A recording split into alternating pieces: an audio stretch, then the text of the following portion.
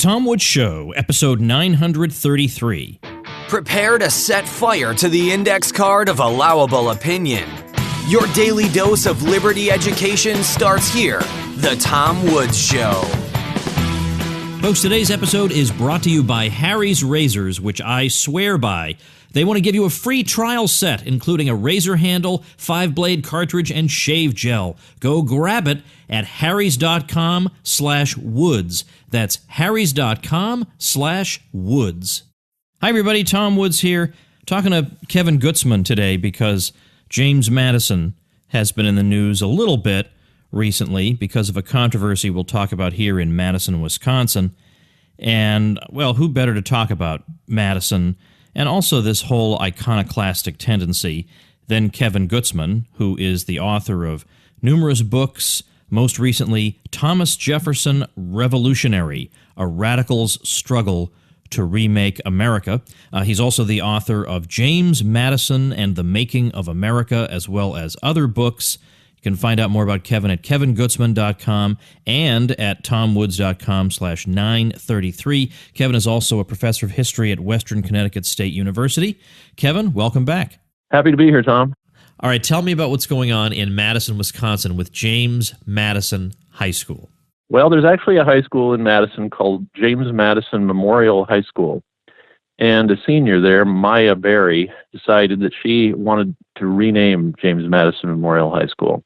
So she created a petition, which hundreds and hundreds and hundreds of people signed, saying, we want to rename this school. And why is that? Well, she says, with all the injustice I and others face in James Madison Memorial High School, do you truly think it's appropriate to glorify a man that enslaved my ancestors?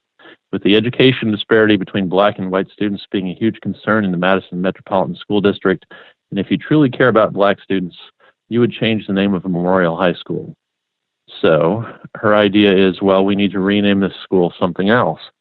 But then, I understand, after that idea had come up, the idea arose, well, actually it's kind of popular among the black students to call the place the Madison High School, because then they can refer to the school as Madtown.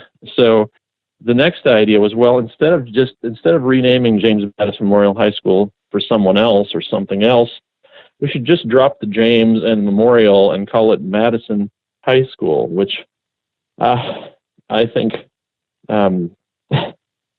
is hard to parody. So essentially, it looks to me as if what we have here is a kind of copycat movement, But often when there's a mass shooting or something, police will say, well, we need to watch out for copycats. And here we have apparently a young woman who's decided, I like the idea of being involved in a petition drive, and hey, I could start one in my own high school, but when it comes down to it, I really don't want to rename the school after all, so let's just call it Madison. Well, who is that Madison exactly? And come to think of it, who's the Madison in Madison, Wisconsin? Right. And of course, the answer is it's the same Madison. We have in Connecticut and Madison. It's very common across the country that there are towns called Madison, there are counties called Madison. There's a river called Madison. So the main building of the Library of Congress is the Madison Building, and so on. So what are we going to do about all this? Or more properly, I think, what frame of mind leads somebody to the conclusion that, well, we should rename anything that's named for anyone who owned slaves at any point? And that, I think, is the most obnoxious element of this. We have kids, in this case, who've decided they're going to circulate this petition. And it seems to me to be an opportunity for an intervention, as they say, by the adults to, talk about James Madison and say what it was about him that's of interest and why contemporary Americans might think, well, there's something about his life that one might want to know about. But that doesn't seem to be happening at all. And in fact, I had a discussion about this with the host of a Madison, Wisconsin radio program a couple of weeks ago. And she said, no, there had been no kind of public discussion of Madison's legacy or any such. And how surprising is that? Well, I'd think not at all surprising. One gets a feeling that, to a large extent, these kids or other people who are involved in these petition drives are being manipulated by people who are kind of behind the curtain. And what the general goal is, I think, is pretty obvious. I think the point of this entire thing, or at least if it's not some Oz's plan, it's certainly going to be the product of this general current in American society, is just to undermine any appreciation of some of the most important elements of our culture, certainly our political culture, which, of course, Madison is closely identified with. Well, you were saying this is an opportunity for adults who are knowledgeable to say something about Madison, and it so happens I know a Madison biographer, actually, as it turns out, right? So I'll give you an opportunity to do just that in a minute, but I didn't know about the angle of the story in which the initiator, said that the disparity in, I guess, academic achievement between blacks and whites being what it is, we, especially under these circumstances, can't be honoring James Madison. But it's very, very tenuous, the connection there. Obviously, you can go ahead and rename anything you want to. It's not going to have anything to do with the disparity between blacks and whites that seems to be on display in every single school district in the entire United States, no matter what the buildings are called or no matter what programs are established or whatever. That disparity still persists. Right, and this actually is a kind of a cartoon illustration of the weakness of the general argument that, well, the source of most problems in American society is racism, right? So why do we have disparity between black and white student achievement in James Madison Memorial High? Well, it's because of societal racism, and people are oppressed, and that's why they don't do as well in calculus or whatever.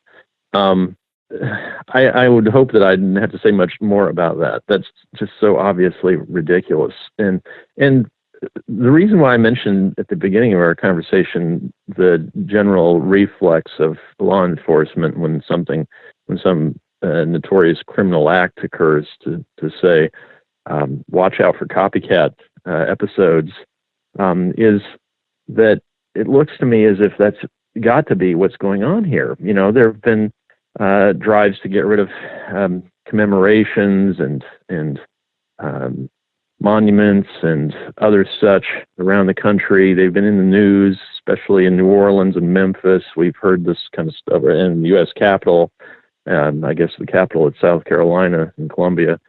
We've heard this kind of thing. And so people say, well, I should be involved in that too. So it's protest first and come up with a reason later. And the idea that if you call the high school James Madison Memorial High School, black students are going to receive lower grades than they otherwise would have, you're charitable, I think, to call that a tenuous relationship. I am certain there's no relationship. Yeah, that's really what I meant. Right. So people ought to be told what it is about Madison that made people think in the first place that they'd like to name their town after him, or they'd like to name this high school after him, and why it is that his work is still important, notably to black students, but to all of us. So notice that the adults, the authorities nowadays, seem never to do that. They don't seem to make the case for their inheritance. They don't seem to make the case for our tradition. And that is just entirely clear in the fact that these kids see the name James Madison and think of nothing but, well, he was a slave owner. I don't want to discount the fact that he was a slave owner, but that's, I think, not the main thing to know about him. All right, so then let's talk about that, and let's talk to I don't want to treat my audience this way, but let's talk the way you would talk to the general public, among which you will find some people who know something about Madison, but the bulk of which know not much more than the name. Well, sure, though. The first thing to know about James Madison is that he's the fellow who, at age 25, coined the phrase free exercise of religion. And not only did he play the lead role in having that principle included in the Virginia Declaration of Rights of 1776, which is the first American Declaration of Rights and became a kind of template for several other states' declarations of rights, but he also was the fellow who, as a congressman in 1789, wrote what became the First Amendment to the federal Constitution, which of course also includes that formula, free exercise of religion. And as a member of Virginia's state legislature, he was the chief sponsor of Jefferson's Virginia Statute for Religious Freedom, which laid out the argument that government shouldn't be punishing people or forcing people or otherwise giving people civil disabilities on the ground of their religion or lack thereof.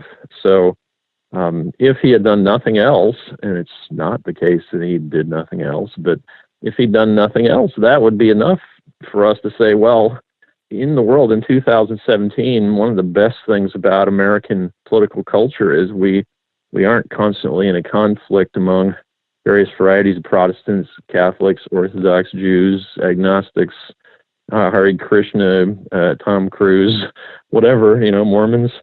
So this is something to appreciate, and it's something that benefits us every day. But it's not only that, of course.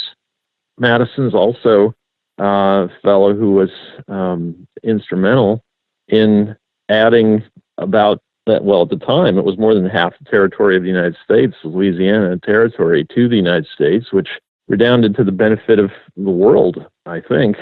I mean, if Louisiana territory were a sleepy northern province of Mexico, the world would be a totally different, and I'm guessing worse place. So there's that. Madison also took a leading role in ensuring that we'd have constitutional recognition of freedoms of speech and press and assembly and so on. And besides that, in pushing for Republican federal government instead of what might have been a more European Union looking arrangement, which is one way of understanding the Articles of Confederation. That was the way that was going, I think. So there are other things too, but Madison is just somebody who's central to the development of American political society, including some of our most important distinguishing principles. And I can't believe that these petitioners have any idea of any of this. So it's painful to hear this kind of thing. And, you kind of imagine, I don't know, but I think if you were watching television in Madison, Wisconsin, you've probably seen the superintendent and the principal saying how proud they are of these petitioners to be politically active at this age and so on. And this tends to be what we get when kids go out and do this kind of thing. But they are, so far as I can tell, and I've read quite a lot of reporting about this petition drive, they are without a clue about Madison's role in establishing American political culture. So it's pitiful. It's a shame. It's just emblematic of the low state of public education in much of the country these days. But they would say, look, well, let's try to figure out the best thing they could say. Okay. If you point all this stuff out to them, they would say, that's all very well, but surely there's some threshold where we have to say, regardless of his merits, a major, major moral demerit overshadows them. Like, for example, if we knew he shot 10 people in cold blood for no reason, we probably wouldn't have statues to him, and regardless of his contributions. So they would say that slavery is just along a continuum to shooting 10 people in cold blood. Well, that's true. I suppose yelling at your kid is on that continuum too. But there's a kind of unhistorical sensibility that people have nowadays about these kinds of questions. So if you look at somebody who lived, say, 1,000 years ago and ask, well, how did he think women ought to be treated in marriage? The answer would be, well, women were completely subject. Okay, did he complain about that? No, he didn't. So he was an oppressor of women. Let's not memorialize him. Well, Okay, but what about if everybody else was doing that too and nobody had any idea that it shouldn't be that way? Well, that's not an excuse. We don't want to memorialize that anyway. So I do agree that there are kind of freestanding moral principles that should be applied in judging the lives of people who lived in the past. But on the other hand, where our moral principles are of a recent vintage, then it seems to me that it doesn't make sense to enforce them retrospectively against people who lived a long time ago. And so that's a long-winded way of saying when James Madison was born in Orange County, Virginia, in the very middle of the 18th century, slavery was accepted as a kind of an unobjectionable institution everywhere, and it always had been.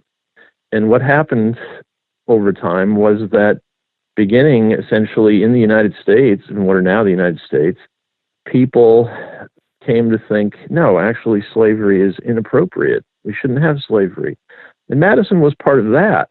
So he wasn't one of the people who were arguing against that. He was one of the first group of people who began to think, there's something just wrong about slavery. So, for example, during the Revolution, in the Virginia legislature, there came a proposal, and there were these kinds of policies in some other states.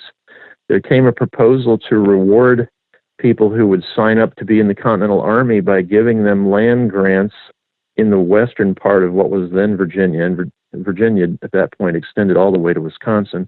So if the proposal was in the middle of the Revolution in Virginia's legislature, let's give people bounties for enlistment that consist of land grants in, say, Kentucky or West Virginia, and slaves. And Madison's response was, no, we don't want to have slave bounties for enlisting in the Revolution because we're fighting for freedom, and slavery is inconsistent with the goals of the Revolution. So actually, this proposal was defeated, largely through James, and in fact, Madison kind of rallied some other people he knew in the legislature to oppose this. So there are other things, too, that mark Madison not just as a guy who was born a slave owner, lived a slave owner, and died a slave owner, but as somebody who was active in American politics at the dawning of the day of anti-slavery and was part of it. He was part of the movement that eventually got rid of slavery in the United States. So does that mean that the people he held as slaves weren't held as slaves? No, it doesn't mean that. But again, it's not historical to think, how do we think people ought to be treated now? Well, did some guy who lived 3,000 years ago act that way? No, he didn't. Therefore, he's an ogre. And Madison, again, was living right at the cusp of this change from slavery being universally morally accepted to being more or less universally morally held in opprobrium. And again, he was part of this development. He wasn't a resistor to it. He was somebody who helped in its success. And there are other things that he did about it too, but the point of it, I think, is clear that it's wrong-headed to associate Madison with kind of fat, dumb, and happy slave owners. That was not his position in this. All right, let's pause just for a minute to thank our sponsor. Folks, I am here not just to educate, but also to improve your life in innumerable ways. And one ingredient in a happy life has to be a non-bloody face. In fact, now that I think about it, I can't think of any happy lives that involve bloody faces. Come on now, man. One of the things you want is a comfortable, close shave that makes you look great. That doesn't make you look like a caveman who found some kind of sharp thing on the ground and rubbed it against his face. So that's why I'm very happy to share with you my excellent experiences with Harry's razors. I get close shaves, non-bloody shaves, and I am a happy man. And look, Harry's is making it easy on listeners of this show to get started, because they're going to send you a free trial set. That's a 13-smacker value. So get cracking today. Claim that free trial offer over at harrys.com/woods. That's a razor handle, 5-blade cartridge, and shave gel. harrys.com/woods and grab it. Okay, and of course, Kevin, I remind people that you are the author of James Madison and the Making of America, so people can find out almost anything they want to know about Madison, including the connection between Madison and slavery, which is something like the opposite of what these folks think it was, or if they even have given it any thought. But let's talk more broadly now about this, because this really is an instance, as you say. It's a copycat episode, almost certainly, of a broader trend toward iconoclasm and taking down monuments because they offend modern sensibilities. And it makes me think, if I were a leftist and somebody were going to put up a statue of me, I would basically think to myself, well, it'll be nice having a statue of me up in 20 years, for 20 years, and then 20 years later, they will be more enlightened than they are today, and then they'll be demanding the removal of the statue. But those will be 20 glorious years that I'll have my statue up. So it seems like there's no reason to expect that anybody being honored today would still be honored by these people in 50 or 100 years, because at that point, it'll be that they didn't favor some crazy idea that no one in his right mind at that time favored, and so we can't support them. I mean, leftism has just become so, I don't want to say, I guess maybe I don't want to say has become. It's become manifest how revolutionary it is, that it just eats its own. It can't ever stop. It has to keep overturning and overturning and overturning. And then when it's done overturning, it goes back and overturns what it started to do 50 years earlier. Right, which is, we said in the earlier segment that the people who were protesting James Madison's name being used for a Madison, Wisconsin high school were devoid of a historical sensibility. And I guess one way to summarize leftism is that it's the absence of a historical sensibility. It's a kind of societal solipsism, whatever we think is the definition of morality. And this is a universal statement, so if somebody who lived 30 years ago thought that for a 14-year-old to decide, what I really need is to have surgical removal of my penis, and then for people to start calling me Clarice, if people 30 years ago thought, well, that sounds like a mental problem, then they are awful, and we should erase their names. We should remove them from the photos. They can't stand next to Comrade Stalin in our memory. And I guess that's the way it's going to work. But you can see that what this means is, well, the ancient Romans had this idea called pietas, which was an idea that there was a proper kind of, it wasn't quite reverence, but there was a proper respect and holding dear of what people have inherited. You should recognize the goodness in what you have received from past generations. And contemporary leftism is just the absence of pietas. There's just nothing about people who lived before that should be celebrated or even appreciated or remembered at all. And it's not clear to me that it will stop. I think we've seen signs of it for decades. I mean, actually, one thing that comes to mind is, you may remember 20 or 30 years ago when they decided to put a statue of Franklin Roosevelt in Washington, D.C. It was going to have his wife in it, too. And there was Roosevelt in a wheelchair without his cigarette holder, okay? Now, this is a way that he never wanted to be seen, right? He never wanted to be seen in a wheelchair, and he always had the cigarette holder, which was a kind of symbol of aristocratic panache, and his wife always had her stole, and it was always some kind of animal pelt, and so they had to show her without that, because today leftists, don't want you wearing an animal pelt. And so even Franklin Roosevelt has been politically corrected in our iconography, right? So, and not only that, but at the moment, of course, there's been news that at Thomas Jefferson's University, there are people on the faculty and there are hundreds and hundreds of students who don't want the president of the university to send out emails to the campus, quote unquote, community with quotations of Thomas Jefferson because, Thomas Jefferson was a slave owner, and I didn't come here to be associated with Thomas Jefferson, and it's just fill in the blanks. So I'm perfectly happy to be on the faculty of this institution that was entirely Thomas Jefferson's creation, but I don't want ever to hear his name because, he's not politically correct in 2017. Now, on one hand, there's something kind of vaguely poetic about that because Jefferson made a point of not having pietas. But on the other hand, it's wrong. It just strikes me as, on a visceral level, as wrong. And of course, I'm Eastern Orthodox, so iconoclasm is a heresy in itself. But even when it comes to these secular kind of images, it strikes me that a lot of these people whose memories were promoted by past generations actually contributed to our own health and happiness today, and the memorials are to the things they did that contributed to our health and happiness and our freedom, and so they should be commemorated. We aren't just standing in the middle of a desert. We came to be in a kind of, historically speaking, a lush, verdant place, and it was the doing of past people who sacrificed to put us here. So it's painful, man. It's just painful.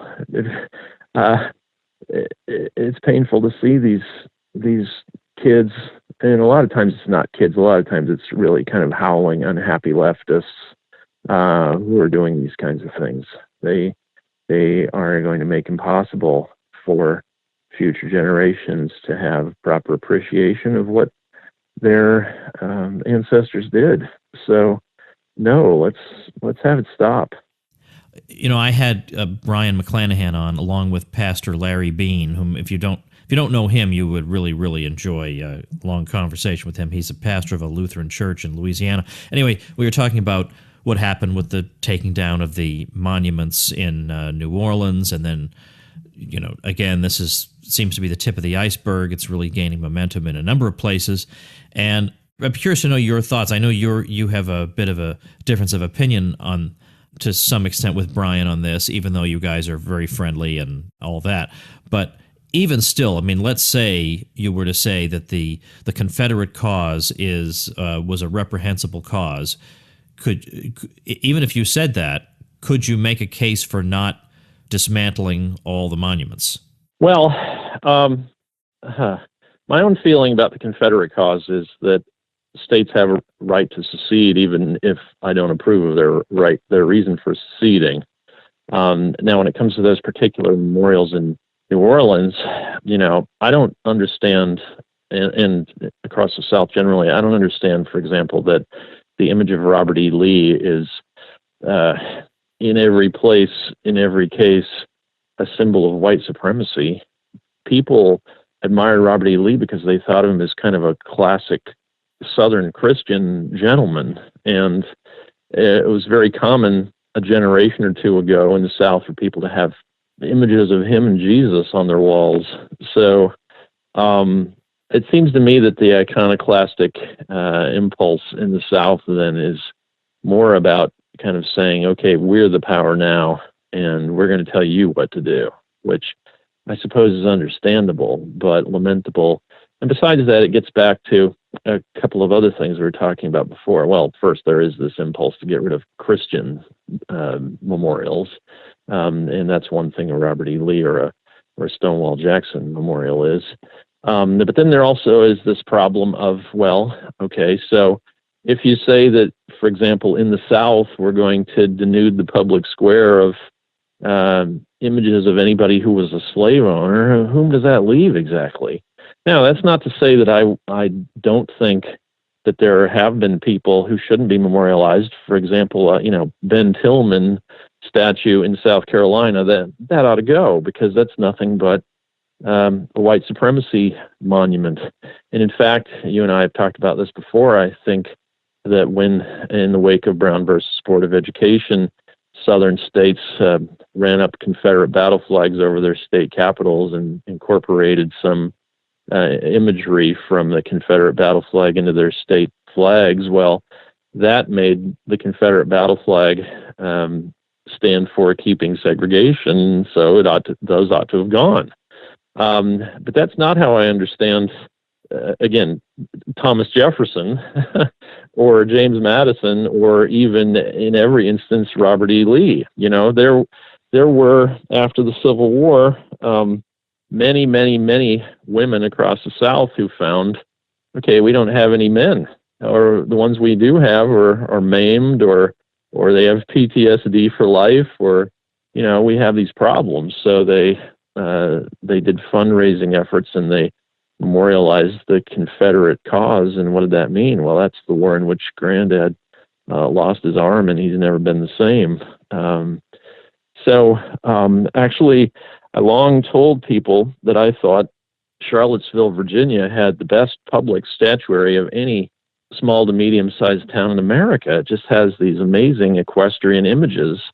But now those are under attack, and they're going to actually, the city government voted to take down a couple of the ones that I thought were most spectacular, and there's an ongoing conflict between the city and the state government over that now in Virginia.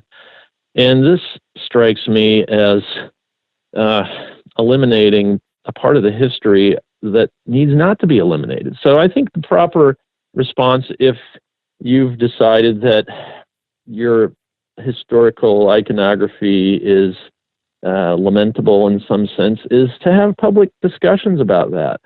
We're not talking about, it's not Himmler, it's more complicated. And so that, I think, is the way a historian would answer this kind of an impulse. And so likely Brian and I don't agree about that entirely, but I think we end up in most cases in the same place. Now, on the other hand, Jeff Davis, if you read his book, he's defending the Confederacy on the ground that, we have a right to keep these institutions and so on. And so that I think is different from Robert E. Lee, but I suppose that's a whole discrete conversation.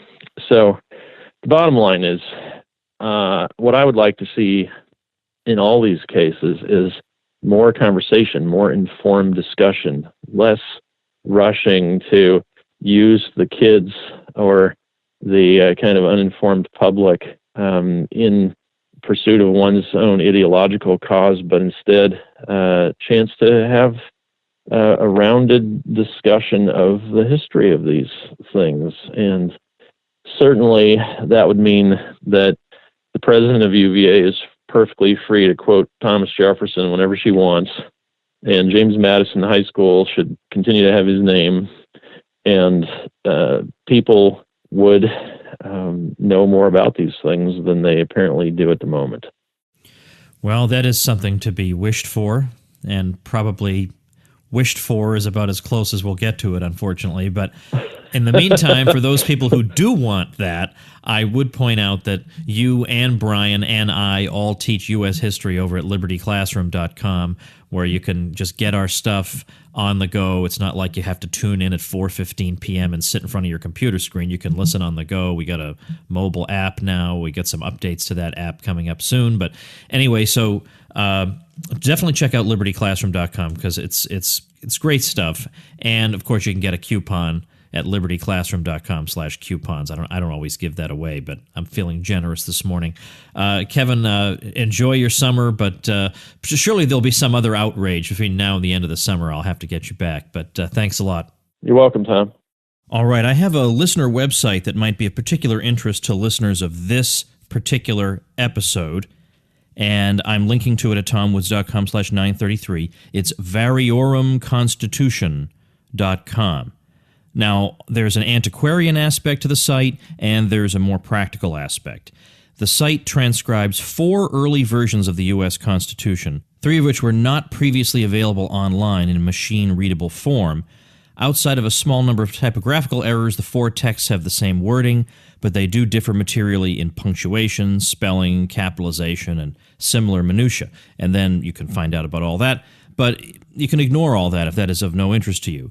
The site is useful to anybody who wants to cite the Constitution on a blog or website, because unlike other pages that host the Constitution, This one is easy to link to when you want to link to a specific clause or section. You can just scroll down to the text you want to cite, copy the URL of the red arrow that appears beside it, and this gives you a clause or section-specific link and might be easier to use. So anyway, as a tool that you may want to use in the future, you can check out variorumconstitution.com, and if that's too big of a mouthful, the link is up at tomwoods.com/933. Get your own shout-out like this, plus a link on my site, as well as 24 video tutorials and membership in my private bloggers group, self-help mutual help group, over at tomwoods.com/publicity. That's where you'll find out the details of how to get those neat bonuses if you are thinking of starting a website. But read tomwoods.com/publicity before you get started,